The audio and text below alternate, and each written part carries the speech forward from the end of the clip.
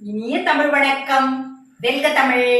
என்றும் 16 இளமை வழங்கு, இப்பணி தொடர அற்புதம் காட்டு, வாழ்ந்தால் இப்படி வாழ்வது நன்றென ஊரார்க்கென்னை உதாரணம் காட்டு என்று வாழ்ந்தவர் சிவகங்கை மாவட்டம் சிறுகூடல்பட்டி நாயகர் கவிஞர் கண்ணதாசன் அவர்கள்.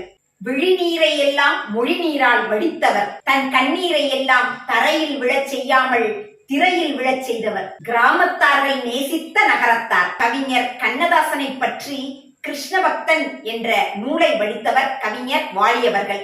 அதில் கண்ணதாசன் அவர்களினுடைய தாய் தாலாட்டு பாடுவதாக ஒரு தாலாட்டு பாடல். கண்ணதாசன் அவர்கள் 8ஆவதாக பிறந்தவர். அந்த தாலாட்டு பாடலில் இப்படி ஒரு வரி வரும்: 7க்கு பின்னால் 8ஆக பிறந்தவனே, என் பாட்டு இந்நாளில் உன்னை உறங்க வைக்கும், உன் பாட்டு பின்னாளில் இந்த உலகையே கிறங்க வைக்கும்.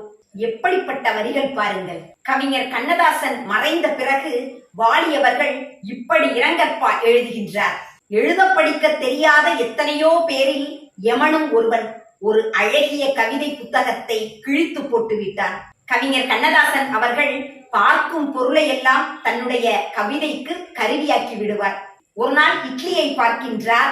அது மிகவும் சிறியதாக இருக்க, இட்லியே ஏன் இழைத்து போனாய், நீ எந்த பயல் மீது காதலானாய், எந்த வீட்டு திண்ணையில் சிரிப்பொலி கேட்கவில்லையோ அந்த வீடுகளில் எல்லாம் மரணம் உட்கார்ந்து கொள்கிறது.